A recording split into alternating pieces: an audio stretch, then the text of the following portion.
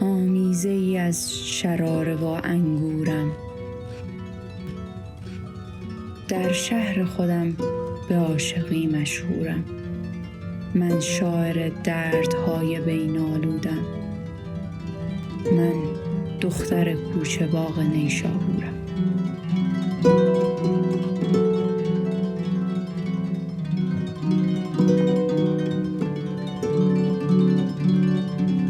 نرگس کاظمی زاده هستم. دارم میشه 35 سالم. نیشابوریم. من 6 سالم که بود پدر مادرم از هم جدا شدن.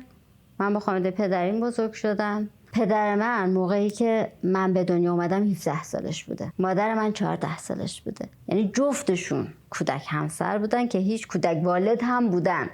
پدر من متولد 52، من متولد 69.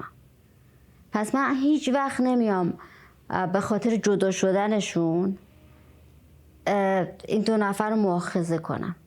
2 تا بچه بودن. مادر من موقعی که جدا شده 20 سالش بوده. یه بچه 6 ساله داشته، یه بچه 3 ساله.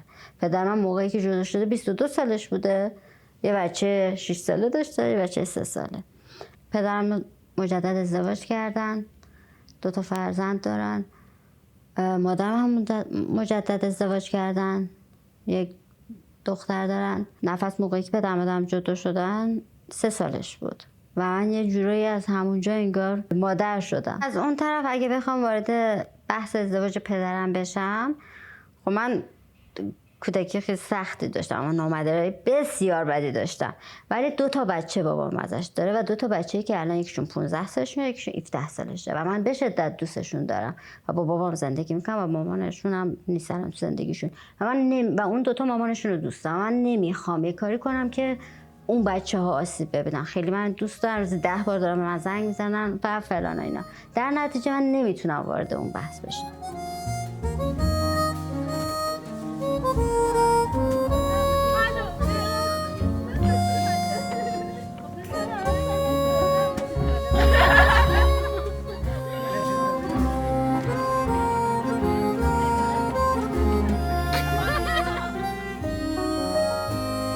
پدر من رفتگر بودن نزدیک 20 سال. بابای من اینو بعدن بهم گفت. روز اول مدرسه بود، من دیدم تو با دوستات داری میری، رفتم پشت ماشین قایم شدم، گفتم خجالت نکشه.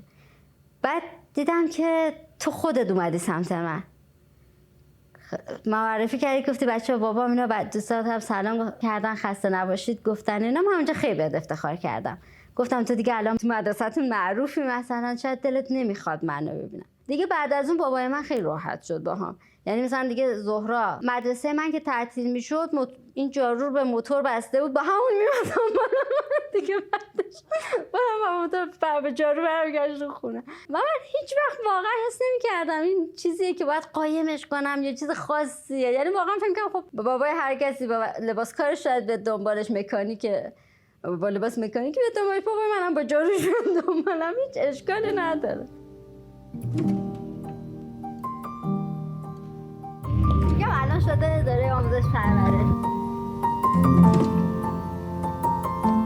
من اینجا پیش دانشگاهی میرفتم. بابای من این خیابونم بغل داره جارو میزنه. پدر من شبا که میخواستیم بخوابیم برامون قصه تعریف میکرد، برای من نفس.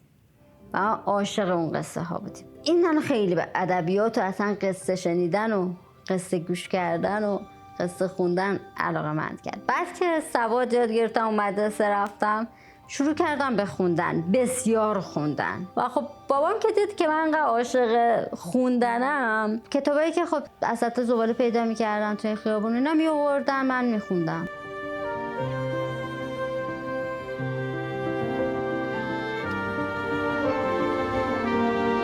یک هلو هزار هلوی صمد بهرنگی بود. یک کتاب از آگاتا کریستی بود. اینا رو من بعداً فهمیدم ها. همین کتاب آگاتا کریستی رو که دارم اینجوری از صفحه 1 شروع میشه، فصل 1 تا صفحه مثلا تو فهرست نوشته 419 صفحه، ولی من 200 صفحه شو دارم. اصلا بقیه‌اش رو در تخیلاتم برای خودم ادامه میدادم رمان رو. شاید همین باعث شد تخیل من قوی بشه.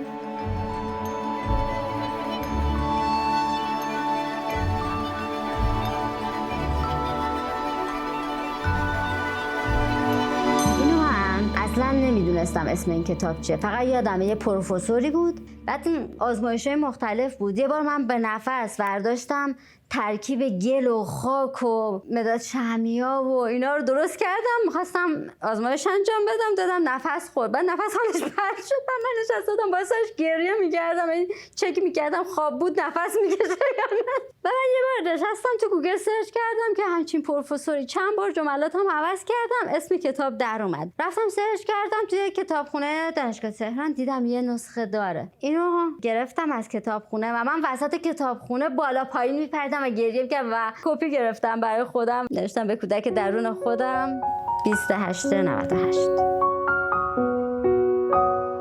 من 14 سالم بود که سوم راهنمای انشا خوب می‌نوشتم، چون خیلی کتاب می‌خوندم و شعرم می‌نوشتم. معلمم گفت که یه جشنواره شعر دانش آموزی در سطح شهرستان بیا یکی از کاراتو بفرست. گفتم باشه. فرستادم، مقام نیاوردم. بعد کسایی که مقام نیاورده بودن رو دعوت کردم بریم شعر اونایی که مقام آورده بودن رو بشنویم. به بابام گفتم زنگ آخر بیا دنبالم بریم بشنویم. گفت باشه. رفتم شنیدم، بعد گفتم این که چیزی نیست، منم میتونم بگم. از همون موقع شروع کردم انجمن شعر رفتم، هی نقد شد کارم. کمتر از 1 سال بعدش، یعنی شد اول دبیرستان، من شدم برگزیده کشوری در شعر دانش آموزی.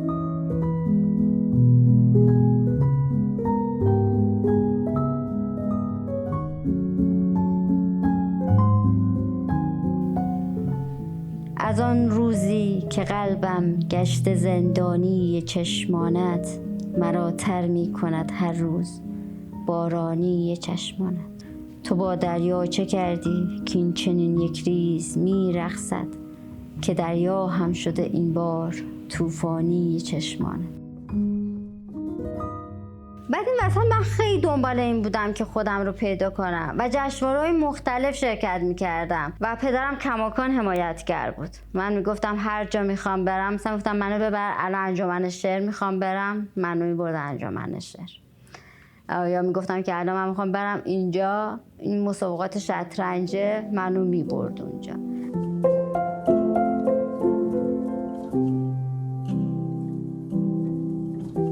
کلاس شعر که انجمن ادبی میرفتم اولی توی کارون سمیه بود. اینجا حرفه‌ای تر بود، اینجا بزرگسال بودن، خیلی بد منو نقد می‌کرد، خیلی اصلا نگاه که از سنت کمه، بگن آفرین دخترم خوب نوشتی برو، خیلی شدید، اصلا براشون مهم نبود سنت چقدره. گاهی بهت میگفتن که اصلا این شعر باید پاره کنی بزن سر لاشخال، این به درد نمیخوره. بعد ادامه پیدا کرد و من شروع کردم به جشنواره‌های بزرگسال شرکت کردن. دیگه دانش آموزی شرکت نکردم، یعنی شد 16 سالم من دیگه داشتم با بزرگتر از خودم مسابقه میدادم. و اون موقع جشنواره‌های ادبی فقط شاعر رو دعوت میکنن دیگه، یعنی هزینه اسکان و رفت آمد نه، فقط شاعر رو میدن. من چون زیر سن قانونی بودم، تنها کسی بودم که میتونستم با یک همراه برم و خب من با بابام میرفتم. بابام هم دوست داشت، چون میدید مثلا خیلی از من تعریف میکنن، ذوق میکرد، خیلی احترام میذارم فلان حرفا اینا، همیشه خوشش میومد دیگه. میرفتیم اونجا شعر میخوندیم، هتل بودیم، بعدش جایزمون هم میگرفتیم برمیگشتیم. من دوست داشت بابام، سفرهای من و بابام خیلی خوب بود تو اون دوره. از خاطر میخندن. جشنواره رفتن ده همدان کجا بود که رئیس کاروان اون دانشجویا آورده بودن شاعر اونجا، گفتن شعر از خودش نیست، یک کرمان میگم گفت شعر از خودش نیست، این مال کسی هست برده. زنگ به آقای صفادل که شعر دختر نرگس خانم مال خودش هست، نه گفته که شعرهای خوب نشابره ها مال خودشه. برای من فقط شرکت کردن تو جشنواره دیگه اشباع شد، دلم میخواست برم سراغ جشنواره‌های بالاتر. یه جشن نخبگان خراسان بود، استان خراسان بود، و من دیدم که 3 تا بچه‌ها رو خیلی تحویل میگیرن. بچه‌ها گفتم کیه؟ گفتم این بچه‌های خوارزمیان. گفتم مقام آوردن؟ گفت نه اینا مقام نیاوردن ولی لیست شدن. گفتم از شعرم داره؟ گفتن که بهرام گفت آره داره ولی خیلی سخته ها. گفتم منو فرستن.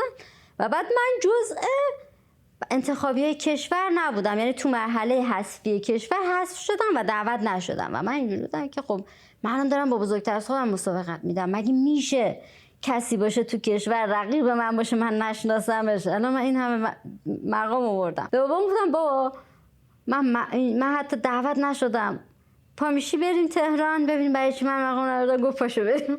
پاشو اومدیم تهران. رفتیم من صحبت کردم با داور، گفت که مجموعه شعرت خیلی عاشقانه است. گفتم مجموعه اول فروغم خیلی عاشقانه بود. اونم هم مثل شعر گفت اونم خیلی عاشقانه بود.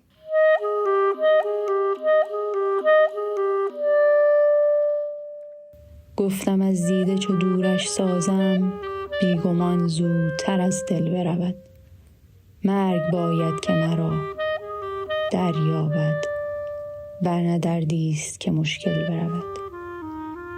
تا لبی بر لب من می لغزد، می کشم آه که کاش این او بود. کاش این لب که مرا می بوسد، لب سوزنده آن بدخو بود. می کشندم چو در آغوش به مهر، پرسم از خود که چه شد آغوشش، چه شد آن آتش سوزنده که بود شعله ور در نفس خاموشش. شعر گفتم که ز دل بردارم بار سنگین غم عشقش را. شعر خود جلوه‌ای از رویش شد، با که گویم ستم عشقش را.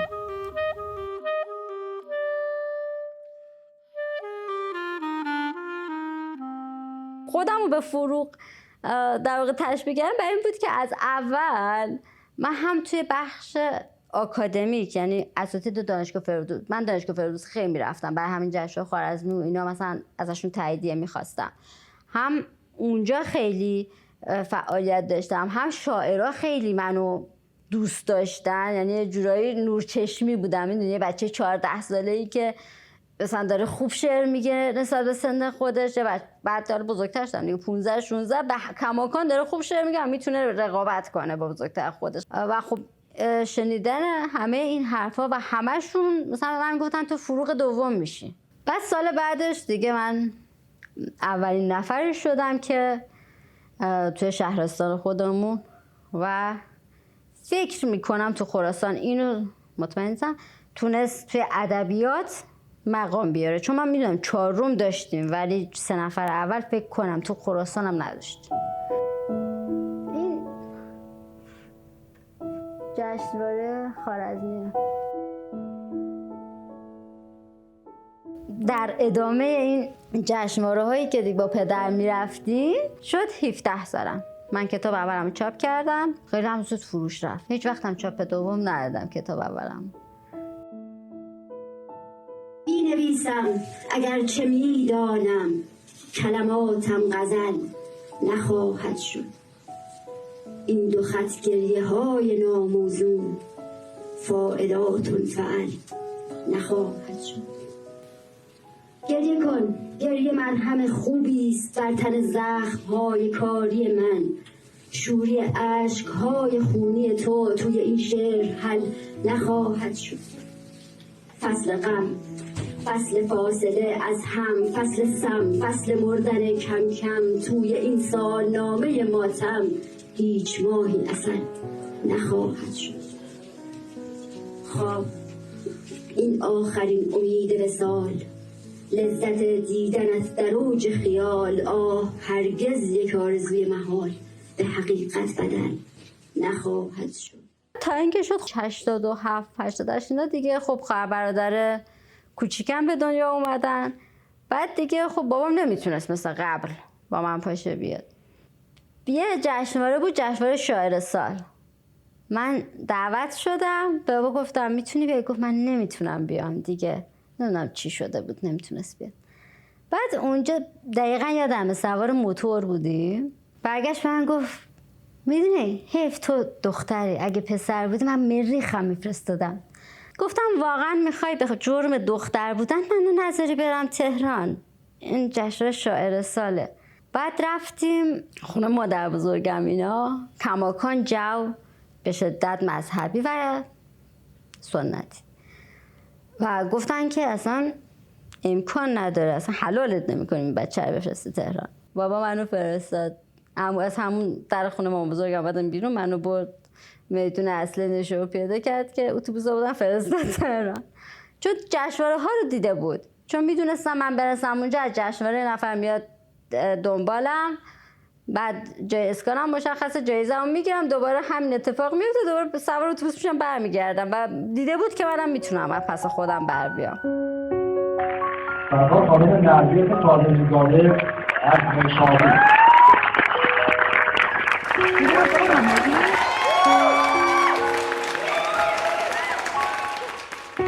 از همون اول دوست داشتم اینکه نظر خودم رو داشته باشم و مثلا اصولا خانم ها تو مهمونی ها خب تو آشپزخونه بودن، آقایون میشستن بحث های سیاسی و فرهنگی و اجتماعی میکردن، من میشستم کنار اونا بحث میکردم، همیشه منو میگشتن کنار که دختر نمیشینه دهن به دهن مرد بذاره اینا رو صحبت کنه. من هر بارم این کار رو میکردم، وای میستادم پای آرا و نظر خودم و حرفمو میزدم. با حجابش کلا ما خانواده‌مون کلا مخالف بودیم که مثلا این رو سرش مثلا اول کم کم رفت عقب و عقب‌تر کلا برداشت، یعنی همه مخالف بودن با این کارش. خودم حتی بهشون بارها تذکر میدادم مثلا نکن این کارم.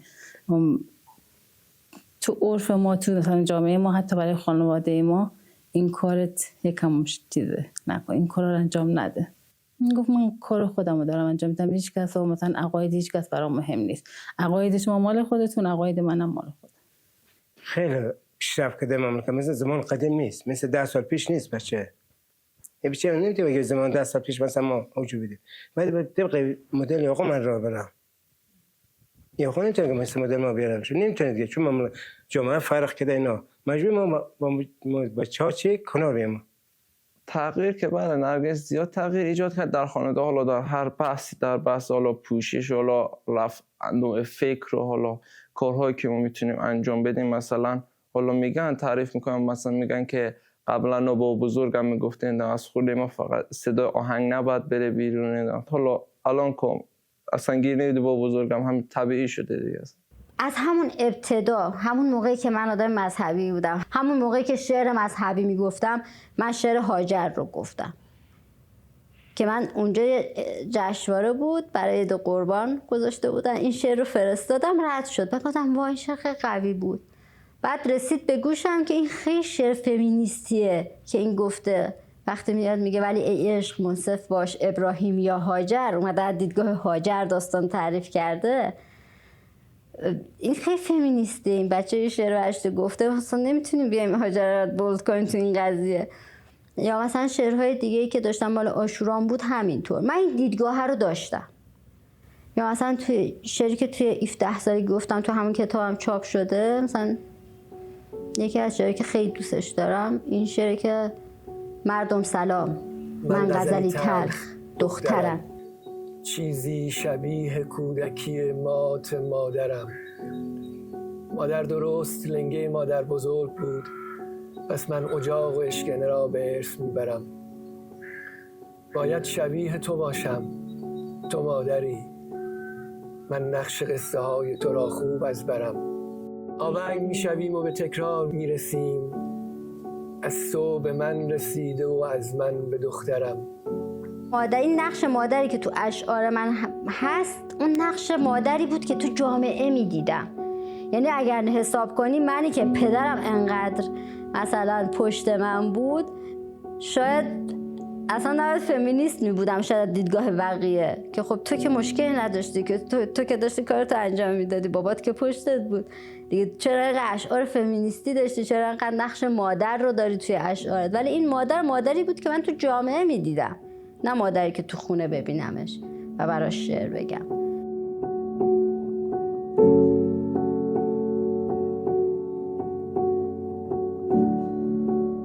من یه بار از همون اول زیادی در جامعه بودم. تو پژوهشسرای دانش آموزی خیلی فعالیت داشتیم و اونجا رئیس پژوهشسرا با رئیس آموزش پرورش جلسه داشت، منم بودم و گفت به خانم کاظمی زاده فلان و اینا، باعث افتخاری شما، ماشاءالله ماشاءالله به پدرت انقدر هواتو داره فلان اینا. هم دست شدن. گفت چی کار میکنی؟ گفتم دارم هفته میرم یه جشنواره است توی ایران، دارم میرم اونجا. گفت تنها دختر من بودی؟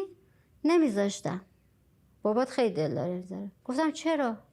گفت خب آدم ناموس داره، آبرو داره فلان.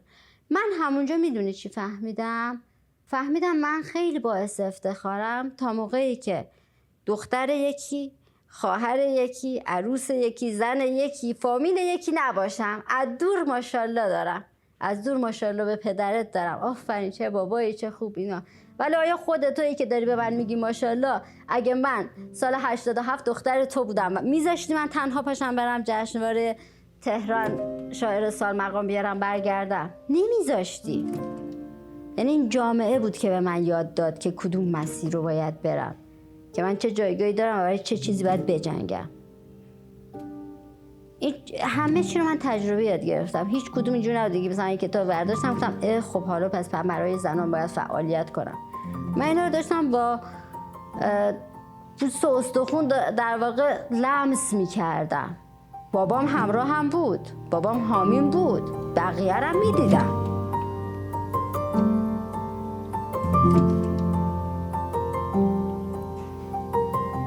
ما مرده ایم و خواب خواهد برد دنیا را، غم می چکاند چشمهای دخترک ها را. تکراری است انگار جنگ و مرگ و آتش بس، اخبار یادش رفته دیگر قصه ما را. دیگر نمی ترسم از این که شانه های شهر یک روز تا خانه بیارد نعش بابا را. مادر میان خون و آتش رود می گرید، من هم نخواهم دید شاید صبح فردا را. مادر فقط هی صبر کن، هی صبر کن، هی صبر، باید تحمل کرد این روز مبادا را.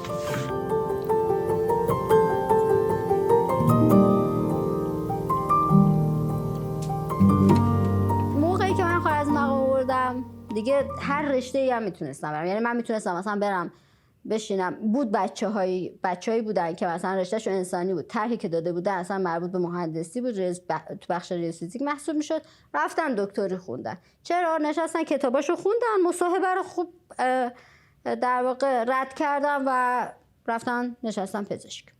بچه‌ها از این موارد داشتیم. هر کسی اونجا یه چیزی میگفت دیگه، مهندسی رو بخون کنارش، اینو بخون کنارش، هر چی یه چیزی بخون کنارش. اینو بابای من گفت که دختر جان ببین، میخوای بقال بشی بقال شو، ولی بهترین بقال شهر شو. بهتر از اینکه بری مهندس بشی ولی بشی مثل بقیه مهندسا، مهندس الکی بشی. و خب همون کمالگرایی که داشتم باعث شد فکر کنم که خب من چاره جز دانشگاه تهران ندارم. من اگه قرار درس بخونم در بهترین دانشگاه درس میخونم. من اگه قرار کار انجام بدم بهترینش انجام میدم. از من چه مانده است به جز یک تن نحیف، از من چه مانده است به جز آدمی ضعیف، از من چه مانده است همین گریه خفیف، از تو چه مانده است دوتا روسری و کیف. بس کن دلم گرفته، بیا چای را بریز. من فکر کردم که به عنوان شاعر بخش ادبیشو بگم، فکر کردم میام تهران خیلی برام همه چیز راحت تر میشه، اینجا راحت تر میتونم حرف بزنم، راحت تر میتونم شعر بگم، انجمنها قوی ترن، به هر حال همه چی مرکز اینجا بود. با یه موزل جدیدی که من توی تهران تو اون سن باهاش روبرو شدم، شاعر جوان بود.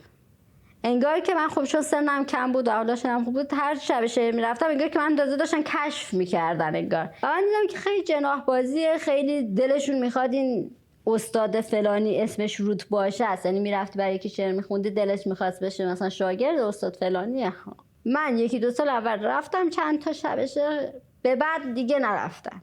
یعنی تهران من از شب شعر زده کرد. فضاش جوری بود که من مال اون فضا نبودم. تازه توی 20 سالگی اون تفاوتی که از اون موقع دارم میگم من نمیفهمیدم رو تازه شروع کردم به فهمیدن. تازه تا قبلش فقط یه دختری بودم که با تمام سختی‌هایی که در زندگی شخصی داشت، با تمام ناراحتی‌هایی که داشت، غمی که داشت، جسور بود، یه شادی درونی داشت و یه حس جنگجویی شدید. و چون من از اول بعد از اینکه دیگه راهم پیدا کردم دلم میخواست مثلا نوبل ادبیات بگیرم. خب خب باید وارد ادبیات جهان می شدم، باید کارم بین المللی می شد، باید زبانم قوی می کردم، باید چند تا زبان کنار اون یکی زبان انگلیسی یاد می گرفتم. و این دغدغه‌ای نبود که ببینم حداقل اونایی که من باهاشون در ارتباط بودم داشته باشم. با شعرهام زندگیم رنگ غم گرفت، دنیا همیشه جنس مرا دست کم گرفت. پای فرارم از همه سورا قلم گرفت، از این همه جنایت و حاشا دلم گرفت. ترس از جذام و خون وسط خانه سیاه، سوزاندن دست مرا با اجاقها، ترساندن چشم مرا از طلاقها. هی حرف میزنند مرا در اتاقها، هی قار قار پشت سرم با کلاغها. یک عمر زندگی وسط قوم راه را، گفتی عوض نمیشوی اما عوض شدی. آنقدر غرق شعر شدم تا عوض شدی. توی فضای آکادمیک من قبلا هم گفتم مخرج مشترک کار من میشد بحث زنان. من اومدم خیلی جدی وارد نقد فمینیستی شدم در ادبیات، در جامعه، رشته های در واقع بین رشته اومدم کار کردم.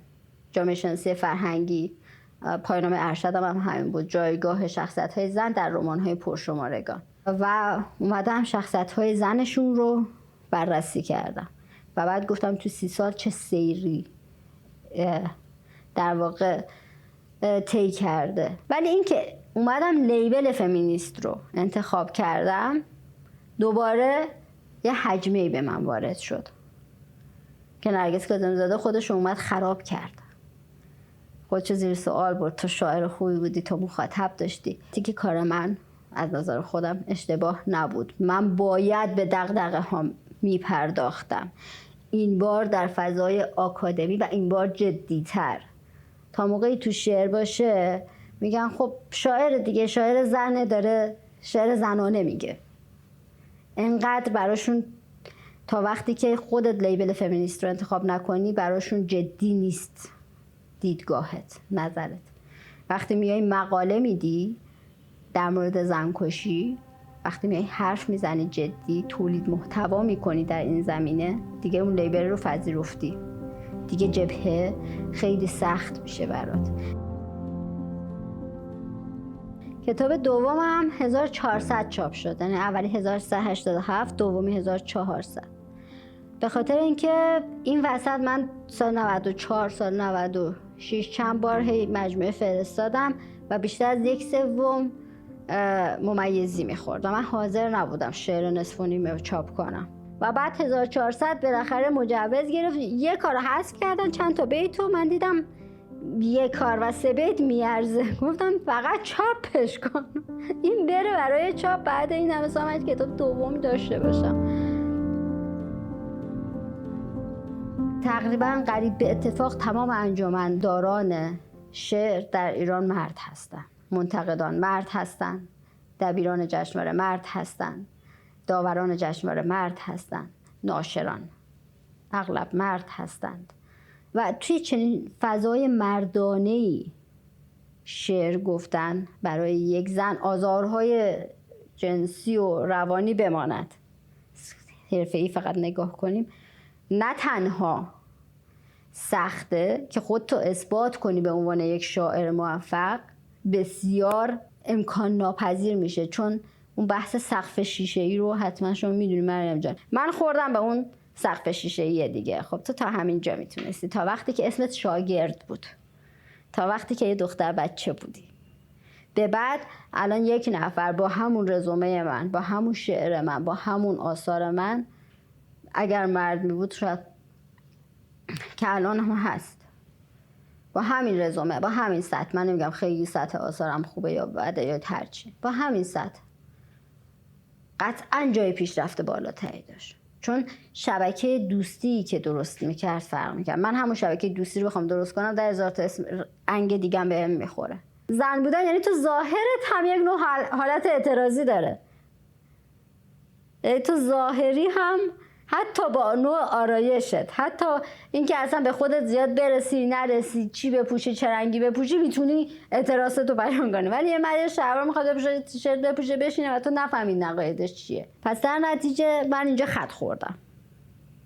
من خودم موندم با صفحه مجازی. به هیچ جا هم نمیشد وصلم کنن. کاملا مستقلم هستم، خواهم بود. در نتیجه اینجاست که میشی فرد، میشی تک میافتی. بزرگ میشوی اما چه زود نرگس جان، بزرگ میشوی اما کبود نرگس جان. دلت برای همه میتپید، آخر هم کسی به جز تو به فکرت نبود نرگس جان. ببین سر غزلت را نخوانده میبرند، تویی و چشم هزاران حسود نرگس جان. همیشه با خودت و روزگار در جنگی، تو را از این همه دعوا چه سود نرگس جان. نترس حق خودت را بگیر دختر بد، یکی نبود و یکی بود نرگس جان. من یه مقاله دارم در مورد زنکشی، اومدم تحلیل گفتمان آگهی های تحریم زنکشی که مثلا خود پدر رو می‌نویسن فرزند دلبند مثلا کربلایی فلان کسایی، مثلا خود قاتله، خود پدر فرزند رو کشته. من اومدم اینو گفتم که آقا مثلا اینا میان با یه پوشش دینی روش میذارن، یا مثلا از ایل فلانی یه پوشش قومیتی میذارن، یا میان اسم کل مردان خاندان رو مینویسن، خواهرزاده فلانی، برادرزاده فلانی، پدر بزرگش فلانیه. که چی؟ که نوعی این که ما همه با همیم. ما شما نمیتونید بیاید به این بابای بگید چه دخترتو کشتی، ما همه هستیم پشتش، ما قبول داریم کاری که کرده رو. کاری که کرده خریدن نام و آبرو و اعتبار و ناموس ما هم بوده. من اومدم اینو یه مقاله روش نوشتم، کار خوبی هم شد. اینجا هم مجوز گرفت، قرار بود چاپ بشه. مدیر مسئول مجله به من زنگ زد، مجله علمی، که ما نمیتونیم چاپ کنیم. چرا؟ چون تو اسم آوردی ما میترسیم اینا بیان، اینا مثلا آدمای شرعن تهدیدمون کنن، بیان ما رو بردارن بکشن. و من حق دادم به اون مدیر مسئول، گفتم میدونم چی میگی. و چاپ نشد توی ایران، صرفا سر این که ترسید این تهدید جانی براش ایجاد شه که تو اومدی ارجاع دادی در مقاله علمی به آگهی تحریمی که تو اینترنت هست. من یک زنم از خالی سلول میترسم، از فکر سخت کودکی معلول میترسم. من یک زنم اخبار از مرگم نمیگوید، از واژه‌های قاتل و مقتول میترسم. از شرم پیش کودکم هرگز نگفتم که گاهی خودم هم از خیال قول میترسم. میترسم حتی نمیدانم چرا، اما از زندگی با وحشتی مجهول میترسم. و دانشگاه تهران قدیمی ترین دانشگاه ایران، الان 90 خورده ای سال سن داره. در 90 خورده ای سال حکومت ها عوض شدند، احزاب مختلف روی کار آمدند. یک نفر تو فضای آکادمیک، حتی یک نفر به این فکر نکرده که زن به عنوان استاد، کارمند، دانشجو توی اون دانشگاه نیاز به نوار بهداشتی داره. یه چیز خیلی ساده و پیش پا افتاده. یعنی شما نوار بهداشتی بخواید دانشگاه تهران، باید دانشگاه تهران خارج بشی و این همه دانشگاه هاست ها. با برند مایلیدی که میدونستم خب چه کتابخونه ملی اومده وندینگ نوار بهداشتی گذاشته به عنوان تبلیغات، به جای اینکه میلیارد پول تبلیغات بده میاد این کار رو انجام میده. حتی این سرویس بهداشتی های بین راهی گذاشته، توی پاساژ ها گذاشته، تو فرودگاه ها گذاشته. صحبت کردم که بیا تو دانشگاه تهران این کار رو بکن. بعدم گفتم خب اگه میشه جلسه ای داشته باشید. به من زنگ گفتم باشه، ما تصمیم گرفتیم بعد پیشنهاد شما بیایم این کار رو انجام بدیم. توی چند تا دانشگاه‌های تهران این کار رو قرار بکنیم، به هر دانشگاه یه دونه میدیم. من با دانشکده ادبیات بعد رفتم صحبت کردم. اول دانشکده کاملا موافقت کرد. اومدم بنر مراسم رو منتشر کردم. پنجشنبه صبح روز تعطیل زنگ زدن به من که بنر رو بردار، برنامه کنسل. گفتم خب وندینگ ماشین چی؟ از بیخ کنسل.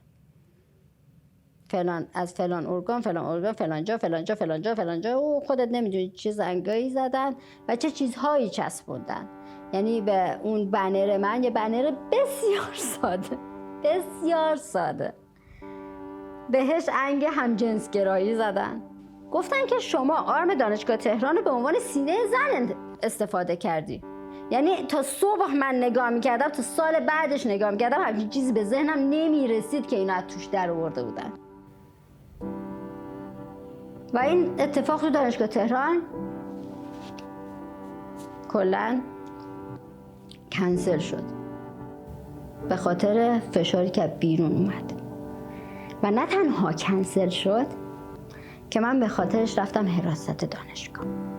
دانشکده‌ای که به من نامه داده بود و اون نامه گردش کار خورده بود، گفت که ایشون بدون مجوز این کار رو انجام داده.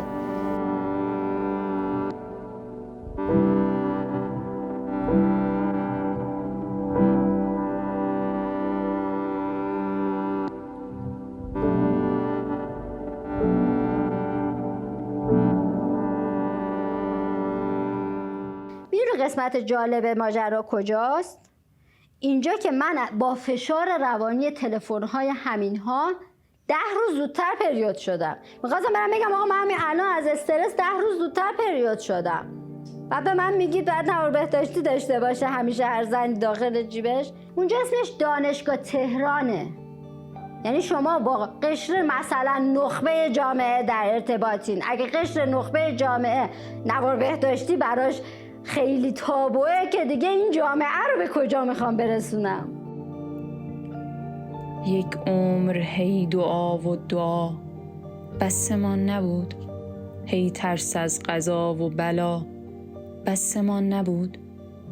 از چاه و چال کار من و تو گذشته است، این زندگی سر به هوا بسمان نبود. هی غصه پشت غصه نپرسید یک نفر، پس غصه های قبل چرا بسمان نبود. آنقدر خستم که به عصیان رسیدم، پاسخ بده سؤال مرا بسمان نبود. اون تو پژوهشگرا الگو بود برای بقیه دخترها، به خاطر اینکه تلاش میکرد برای رسیدن به هدفش. ابتدا هدفش شاید جشنواره خوارزمی بود، ولی خب در این حین به چیزهای بیشتری هم رسید. اون چارچوب هایی که در شعراش همش ازش گلایه میکرد و تونست کنار بزنه و برسه به هدفش. خیلی من بابت زرنگ بودنش خیلی همیشه افتخار میکنم و این هوشی که داره فکر میکنم توی تمام مسائل هست و رهاست، از همه چی رهاست. یه سری کارا واقعا شجاعت میخواد، جسارت میخواد که بتونی انجام بدی و بازم به موفقیت برسونی اون کارو.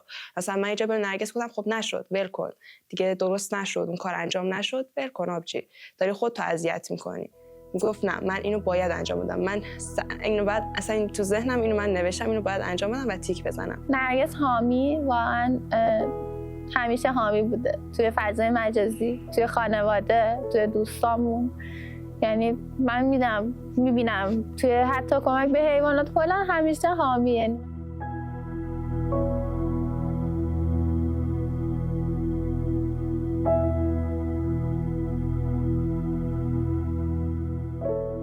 زنان خیلی وقت به این نتیجه رسیدن که باید یه سری چیزایی تغییر کنن.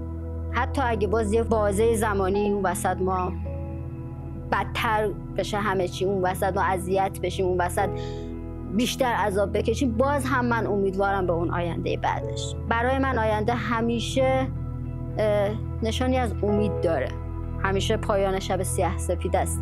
حالا میخواد این شب 1000 سال طول بکشه، 1 سال طول بکشه یا 6 ماه.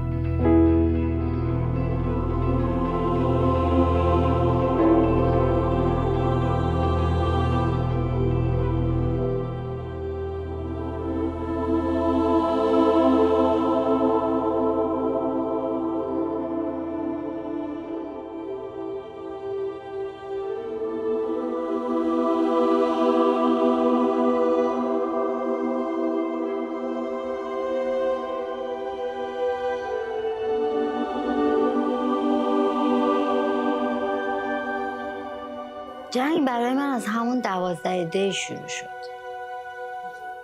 12 دی که به من زنگ زدن. من قبل همه این اتفاق بهم زنگ زدن که پا شدم رفتم نیشابور. برای من از 12 دی جنگ شروع شد که تهدید شدم و رفتم نیشابور. 17 نیشابور بودم. بعد خفقانی که بود، دوباره اینترنت قطع بود. بعد اینترنت وصل شد، افسردگی جمعی گرفتیم. من هر شب گریه میکردم، شبیه هیچ وقتی نبود. از شهر میبرند نعش درخت را، در بیشه کشتند آهوی بخت را. جایی که رودها مرداب میشوند، باید برون کشید از فرط رخت را. در بازی شکست هر مهره‌ای که هست، در سر نشانده است سودای تخت را. سر زیر برفها در زمهریر هم انکار می کنند سرمای سخت را. بخوام عمیق ترین تاثیر جنگ در زندگی خودم رو بگم، همین نبود اینترنت بود. من دانشجو دکتریم، یعنی من بعد از این که دیدم از ایران نمیتونم برم، گفتم از این ور رونده از اون ور مونده نشم، حداقل دکتری این طرف رو بگیرم دیگه. اصلا من هیچی نفهمیدم از این دکتریه. یعنی درس خوندن بیشتر خاطرات اجتماعی سیاسی دارم از دوره دکتریم تا خاطرات آموزشی. توی این مدت اگر هم من کاری کردم، صرفاً مطالعات خودم بوده که رفتم مقاله به انگلیسی با این همه فیلتر و سانسور و فلان و اینا گیر آوردم، ترجمه کردم، یاد گرفتم، کتاب خوندم که خودم رو به روز نگه دارم. من لپتاپ باز میکردم، حتی سایت کتابخانه ملی بالا نمیومد، یعنی سایت داخلی هم مشکل داشت. و بعدش گفتن که بیاید اینترنت پرو بگیرید، ثبت نام کنید. به هر حال من دانشجو دکتری بودم، میتونستم به هوش مصنوعی به چند تا سایت علمی دیگه وصل شم. من زیر بار همچین چیزی نرفتم. دوستان بهم پیشنهاد دادم، من زیر بار همچین چیزی نرفتم. برای من خیلی ننگی بود، چون این که تو بری درخواست کنی با این که سختته الان، ولی اینو درخواست بدی، یعنی من پذیرفتم اینترنت طبقاتی، اوکی من مشکل ندارم، من هم میام در ساختاری که شما دارید تعریف میکنید قرار میگم. من اون ساختار رو نمیخواستم بپذیرم، قبول نداشتم. یعنی اون سختیه رو به جون خریدم، اون اعصاب خوردیه رو به جون خریدم، ولی اون ننگ رو به تن نخریدم. ایرانی بودن یکی از سخت‌ترین کارهای دنیا بود در 6 ماه اخیر.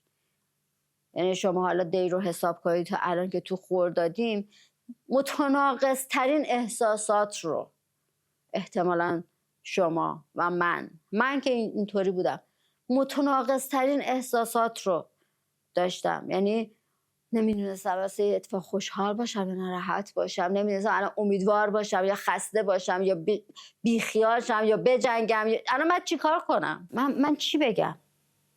من بگم خوشحالم بگه جان حمله شده؟ نه.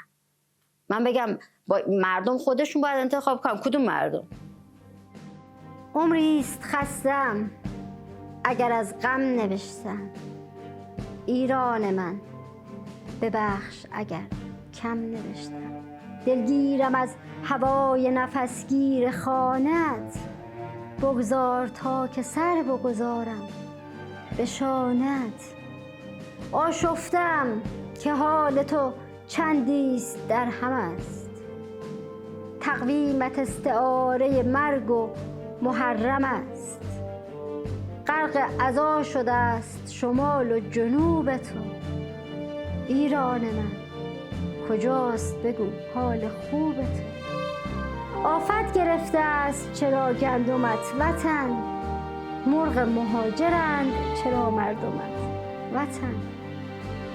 می سوزم از سیاهی این روزهای تو، ایران کجاست خانه دلسوزهای تو؟ دیگر سکوت کردن و غمگین شدن بس است، جز تو کدام خاک برایم مقدس است.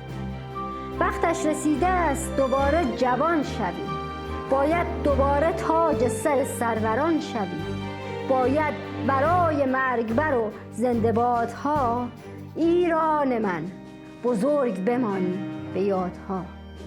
می سازمت قسم به سرودی که خواندم، من با امید روز خوشت زنده ماندم.